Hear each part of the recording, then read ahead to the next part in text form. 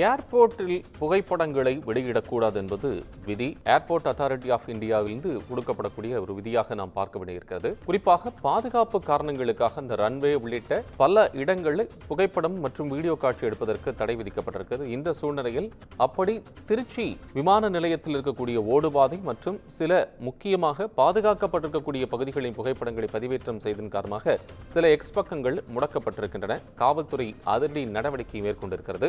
Tamil Nadu aviation, Trichy aviation உள்ளிட்ட X பக்கங்கள் முடக்கப்பட்டிருக்கின்றன. விவரங்களை கூடுதலாக வழங்க செய்தியாளர் கோவிந்தராஜ் இணைப்பில். கோவிந்தராஜ், இப்போ இந்த எக்ஸ் பக்கங்கள் முடக்கப்பட்டிருப்பதாக நாம் பார்க்கின்றோம், என்ன முழுமையான விவரம்?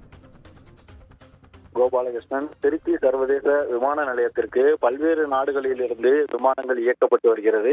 இந்நிலையில் திருச்சி மற்றும் கோவை விமான நிலையங்களில் பாதுகாக்கப்பட்ட பகுதிகளின் புகைப்படங்கள் மற்றும் தகவல்களை வெளியிட்ட எக்ஸ் வலைதள பக்கங்கள் முடக்கப்பட்டிருக்கின்றன.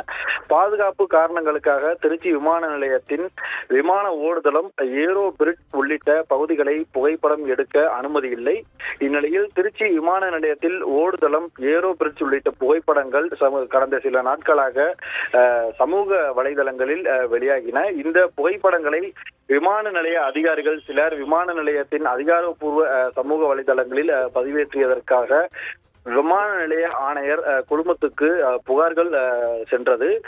இதனைத் தொடர்ந்து திருச்சி விமான நிலைய புகைப்படங்கள் மற்றும் தகவல்களை திருச்சியில் மையமாக கொண்டு செயல்படும் சிலர் தங்களது எக்ஸ் வலைதளத்தில் பதிவேற்றி வருவதாகவும் திருச்சி மாநகர காவல் ஆணையர் காமினியிடம் விமான நிலைய இயக்குனர் ஞானேஸ்வர ராவ் புகார் அளித்தார். இதனை அடுத்து குறிப்பிட்ட சமூக வலைதளங்கள் மீது நடவடிக்கை எடுக்க சைபர் கிரைம் போலீசாருக்கு ஆணையர் காமினி உத்தரவிட்டார். அதன் பேரில் Tamil Nadu aviation, Trichy aviation, Trichy update உள்ளிட்ட 7 சமூக வலைதள பக்கங்களை தற்போது சைபர் கிரைம் போலீசார் முடக்கி இருக்கின்றனர்.